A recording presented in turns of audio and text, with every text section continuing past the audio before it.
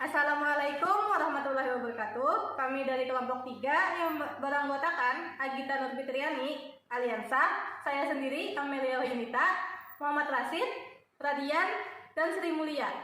Di sini kami akan mempresentasikan tentang pendekatan pembelajaran bahasa selanjutnya yang akan dimulai oleh Rashid. A. Pengertian pendekatan komunikatif. Pendekatan komunikatif adalah suatu pendekatan yang bertujuan untuk meningkatkan keterampilan siswa dalam berkomunikasi, menekankan pembinaan dan pengembangan kemampuan komunikatif siswa. Penerapan pendekatan komunikatif sepenuhnya dilakukan oleh siswa, sedangkan guru hanya sebagai fasilitator. Dengan demikian, siswa akan mampu bercerita, menanggapi masalah, dan mengungkapkan pendapatnya secara lisan dengan bahasa yang runtut dan mudah dipahami. Adapun ciri-ciri pendekatan komunikatif yaitu 1. Mengutamakan makna sebenarnya daripada tata gramatikalnya. 2. Adanya kegiatan komunikasi, fungsional dan interaksi sosial yang saling berkaitan. 3. Pembelajaran berorientasi pada pemerolehan kompetisi komunikatif, bukan ketepatan gramatikal. 4. Pembelajaran diarahkan pada modifikasi dan peningkatan murid dalam menemukan kaidah bahasa lewat kegiatan. Materi pembelajaran berangkat dari analisis kebutuhan berbahasa pembelajaran. Aspek-aspek yang berkaitan erat dengan pendidikan komunikatif. Beberapa aspek yang harus diperhatikan kaitannya dengan pendekatan komunikatif adalah teori bahasa, teori belajar, tujuan silabus, tipe kegiatan, peranan guru, peranan siswa, dan peranan materi. Adapun dalam penerapan pendekatan komunikatif ini, ada 2 hal yang harus diperhatikan, yakni tujuan pembelajaran dan kurikulum yang digunakan. Adapun yang termasuk dalam strategi pembelajaran bahasa Indonesia berdasarkan pendekatan komunikatif adalah pengorganisasian kelas, serta metode dan teknik belajar mengajar. Adapun langkah-langkah guru yang dilakukan dalam mengambil pembelajaran pendekatan komunikatif yakni 1. Tahap persiapan, 2. Tahap pelaksanaan, dan yang ketiga, tahap evaluasi. Ya, di sini saya akan menjelaskan tentang pendekatan kontekstual. Yang A. Pendekatan kontekstual atau contextual teaching and learning merupakan konsep belajar yang membantu guru mengalihkan antara materi yang diajarkan dengan situasi dunia nyata siswa dan mendorong siswa membuat hubungan antara pengetahuan yang dimilikinya dengan penerapannya dalam kehidupannya, yang pastinya dalam kehidupan mereka sebagai anggota keluarga dan masyarakat. Adapun untuk langkah-langkah penerapan pendekatan kontekstual dalam pembelajaran yang dikemukakan oleh Trianto, yaitu yang pertama adalah kembangkan pemikiran bahwa siswa akan belajar lebih bermakna dengan cara bekerja sendiri dan mengkonstruksi sendiri pengetahuan dan keterampilan bertanya. Yang kedua adalah laksanakan sejauh mungkin kegiatan inquiry untuk semua topik. 3. Kembangkan sifat ingin tahu siswa dengan bertanya. Yang keempat, ciptakan masyarakat belajar. 5. Hadirkan model sebagai contoh pembelajaran. 6. Lakukan refleksi di akhir pertemuan. Dan yang terakhir adalah lakukan penilaian yang sebenarnya ataupun yang bersifat objektif. Untuk pendekatan kontekstual pastinya mempunyai yang namanya kelebihan dan kekurangan. Yang pertama adalah kelebihan pendekatan kontekstual. 1. Menempatkan siswa sebagai subjek belajar, artinya siswa berperan aktif dalam proses pembelajaran. Yang kedua, dalam pembelajaran kontekstual, siswa belajar dalam kelompok, kerjasama, diskusi, saling menerima dan memberi. Yang ketiga, berkaitan secara real dengan dunia nyata. 4. Kemampuan berdasarkan pengalaman. 5. Dalam pembelajaran kontekstual, perilaku dibangun atas kesadaran sendiri. 6. Pengetahuan siswa selalu berkembang sesuai dengan pengalaman yang dialaminya. Dan yang terakhir, yang ketujuh adalah pembelajaran dapat dilakukan kapanpun dan dimanapun.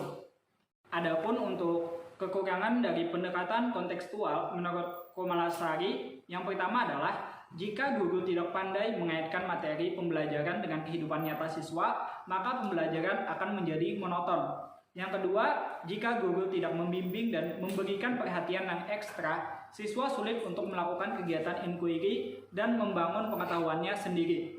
Pendekatan teks adalah suatu bahasa yang dimediakan secara tulis atau lisan dengan tata organisasi tertentu untuk mengungkapkan makna dalam konteks tertentu. Teks dibagi menjadi dua, ada teks disebut juga genre atau wacana, yang kemudian ada teks dapat dimediakan dalam bentuk gambar. Teks merupakan objek fisik yang dapat diamati, namun secara abstrak merupakan satuan bahasa dalam wilayah bahasa sebagai sistem.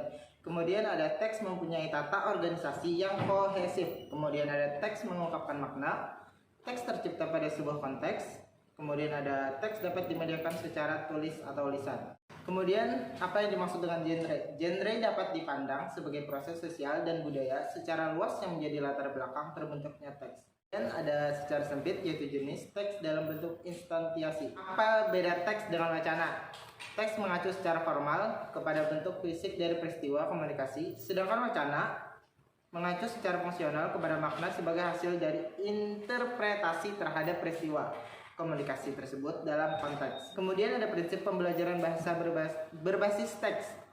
Yang pertama, ada bahasa dipandang sebagai teks, bukan semata-mata kumpulan kata-kata atau kaidah-kaidah kebahasaan. Yang kedua, ada penggunaan bahasa merupakan proses pemilihan bentuk-bentuk kebahasaan untuk mengungkapkan makna.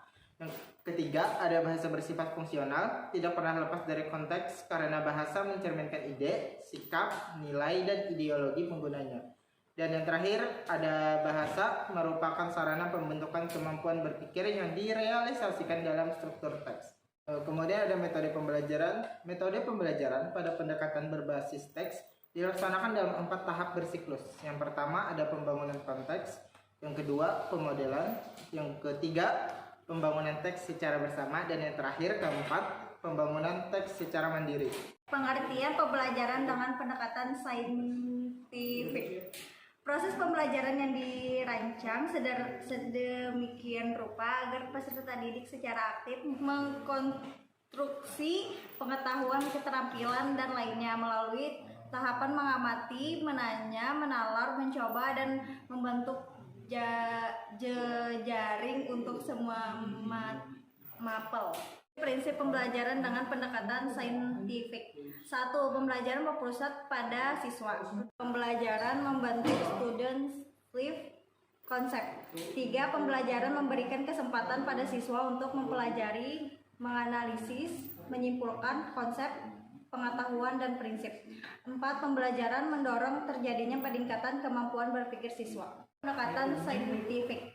1. Mengamati, 2. Menanya, 3. Menalar, 4. Mencoba, dan 5. Membentuk jejaring. Pendekatan integratif. Pendekatan integratif dapat dimaknakan sebagai pendekatan yang menyatukan beberapa aspek ke dalam satu proses. Integratif terbagi menjadi 2, yaitu interbidang studi dan antarbidang studi. Interbidang studi artinya beberapa aspek dalam satu bidang studi diintegrasikan. Misalnya mendengarkan diintegrasikan dengan berbicara dan menulis. Menulis diintegrasikan dengan berbicara dan membaca.